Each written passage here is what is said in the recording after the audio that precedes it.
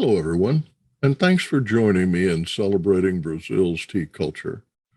Regional tea brands are thriving because, in most of the world, tea culture remains steadfast. Here we see an extended family of Kazakhstanis gathered for a traditional meal at which tea flows copiously. Note that everyone, young and old, drinks from a traditional tea bowl replenished from a large ornate urn. Billion-dollar multinational brands prosper by marketing blends globally. During the past 150 years, these brands set the pace in mechanization, sustainable processing, regenerative farming, third-party certification, modern packaging, supply chain efficiency, and more. Yet regional brands still control 90% of the global market by value. Teas tailored to cultural preferences consistently earn the highest praise and profits. The tea industry's fragmented assortment of hundreds of regional brands is currently enjoying a resurgence thanks to remarkable progress in cultivation, e commerce, packaging, merchandising, and expansive distribution. These advances combine to present a growing cadre of consumers with an opportunity to experience the distinctive regional taste that have earned customer loyalty for decades. Kazakhstan is a Central Asian country which ranks among the world's top 25 tea importers. It's a great example of the power of tea culture. Market research reveals that 99% of Kazakhstan's population of 16.5 million people drink tea daily, and that 50% of those drink more than 4 cups of mainly black tea per day. Premium teas are sold as whole leaf, but most tea is CTC and consumed in tea bags. The market is dominated by 4 regional brands that import and blend teas from India, China, and Sri Lanka. Kazakhstan imported 82 million worth of tea in 2021. Nearby Azerbaijan imported 62 million. Uzbekistan 43 million, and Turkey imported 41.5 million. Pakistan imported $596 million worth of tea, making it the #1 tea market by value. In contrast, Brazil imported about $5 million worth of tea. These markets are all served by powerful, profitable, quality regional brands, including Tapal, Kakur, Azerke, and Orimi. E-commerce has changed the retail landscape globally, making regional teas readily available. Satellite access to the internet via mobile phones and last mile delivery by companies like Amazon encourage direct to consumer producers to market region specific and even garden specific tea. Stymied by their inability to meet face to face, retailers adapted by reaching out online. Home seclusion and social distancing following COVID-19 reinforced the appreciation of tea's calming and healthful aspects. As fears of the pandemic recede and the urgency of health and wellness claims ease, brands have shifted to emphasize seasonality, freshness, supply chain efficiency, sustainable packaging, and to feature selections of teas from rural entrepreneurs previously known only to local buyers. Steadfast brand loyalty rescued niche sellers even as the pivot to online and direct to consumer transactions nailed the coffin on mall based tea chains. Here are what tea retailers have learned in the past 3 years. Successful tea retailers are now omni-channel with high levels of engagement due to personalization. Successful tea retailers are experiential in both the virtual and physical worlds. Successful retailers market themselves as beverage specialists who are comfortable promoting a broad line of natural plant-based health and wellness drinks and botanical blends. And successful retailers stock high margin teas to encourage repeat consumers. Certification, sustainable packaging, and freshness are selling points. What do all these new developments offer tea drinkers in Brazil? Tea sales are projected to grow from a modest base of 5 million USD. In 2018, Brazil's top five tea trading partners were the US, China, Spain, Kenya, Argentina, and the UK, according to statistics provided by the United Nations Comtrade. Brazil was not listed among the top 100 tea importers by value in 2020 or 2021. But last year, Brazil exported tea valued at 1.1 million, ranking 75th globally. Here are four recommendations to consider. Experiential retail. Tea retailers need to identify how to retain consumers, writes Euromonitor Marketing Services. The cost of acquiring customers increases as suppliers multiply, competition increases, and selections skyrocket. This is noticeably true online, where digital-first chains report extremely high marketing expenses to maintain sales volume. Meanwhile, brick-and-mortar retailing is evolving from static shop aisles and apothecary-like walls of tea to experiential destinations that offer a mix of sampling, tea education, online tasting, and courses accompanied by curated boxes of tea delivered monthly. Here we see the decor and friendly service at Catherine Fine Teas in Parana. Clean tea that is traceable to origin is another important trend. During the pandemic, trillions of dollars were invested in improvements to the global supply chain and last mile delivery. The result is that teas move much more quickly to market. Teas are also more traceable, and consumers are much more alert to the price paid in relation to that earned by growers. In addition, teas are cleaner with lower levels of chemical residue due to increased use of non-synthetic pesticides, fungicides, and herbicides, as well as organic fertilizers. Millennia Tea is a brand harvesting Sri Lankan tea, rinsing it, chopping and forming the raw tea into cubes, and freezing the tea in pouches for sale in grocery stores.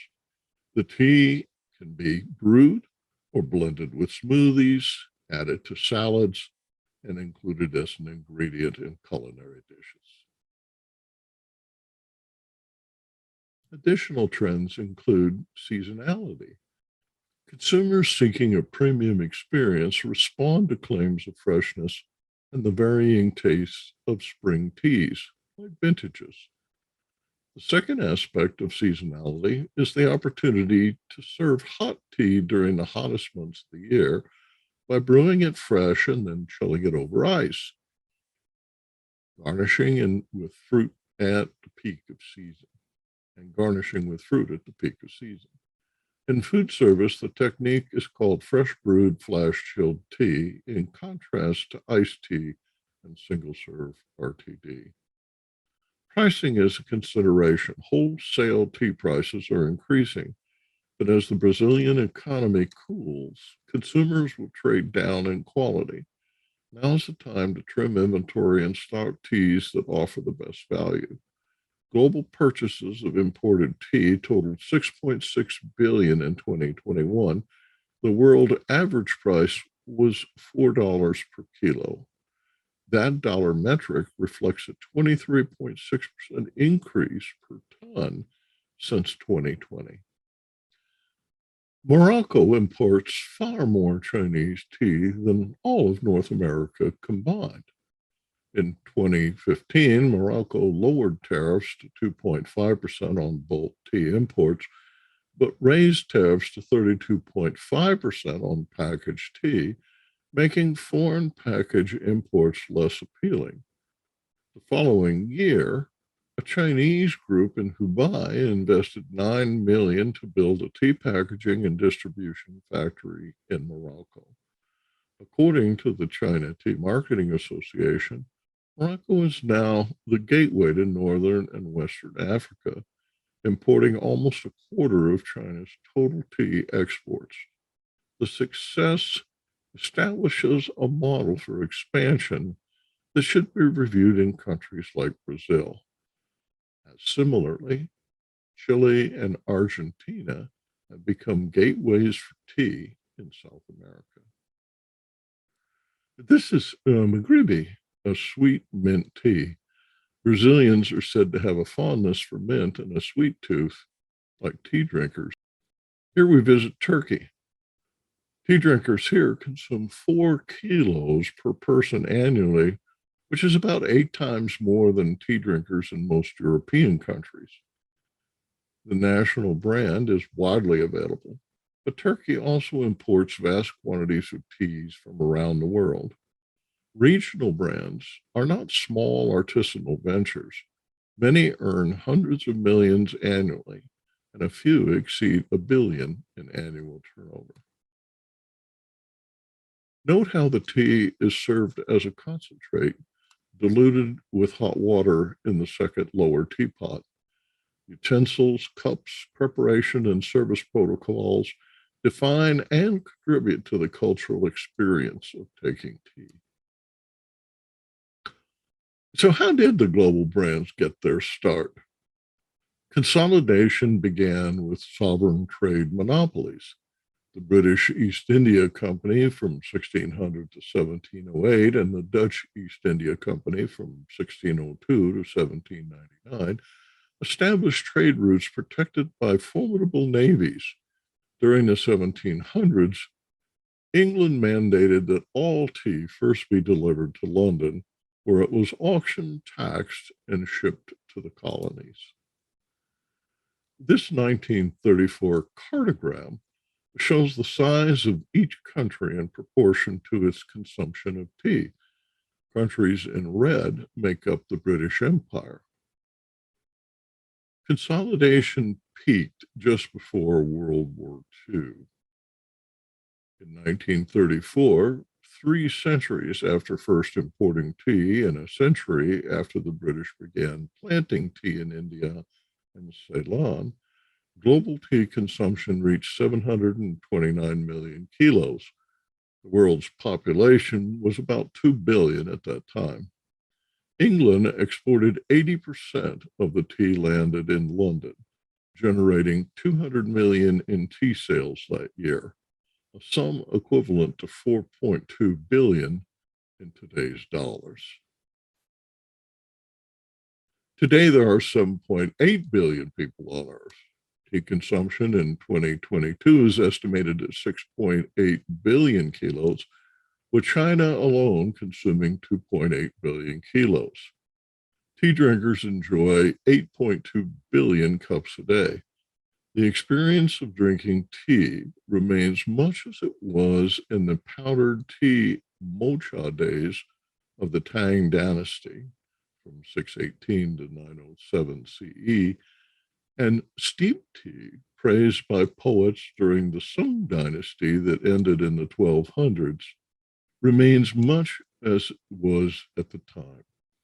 In the past 1,500 years, the most significant change is global distribution, affording anyone anywhere on Earth access to tea lands, including direct delivery from single estates. Beginning in the 1950s, the popularity of tea bags propelled vertically integrated monolithic ventures seeking to establish one-size-fits-all global brands. The widespread adoption of CTC, cut terra curl tea, and processing powered Lipton Yellow label to the enviable position as the best known and biggest selling branded tea, with sales that exceed 2 billion euros a year.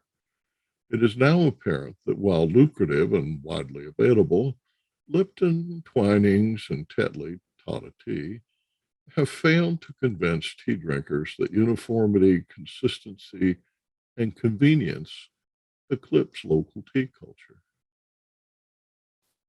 Unilever's decision last year to sell the 34 brands that make up a Katera tea signals a seismic shift in tea retail, writes Euromonitor beverage analyst Matthew Berry. The sale, quote, will further accelerate the key long-term trend in the competitive landscape of global tea, fragmentation. In the future, the key players in tea will be regional or national, and there will be little direct competition between them, end quote. In July 2022, Exterra, now the world's largest tea company, named Nathalie Roos CEO and a specialty coffee executive to chair the board. To foresee the future, pay attention to whether the company divests in regional black tea brands like Bushell's in Australia or invests in a regional brand strategy that will signal the tide has turned for billion-dollar global black tea brands. Thank you so much for the opportunity to speak today. I've taken the liberty of summarizing a couple of important trends that I think will influence the success of Brazil's tea community and culture. These are available online after the presentation. Farewell.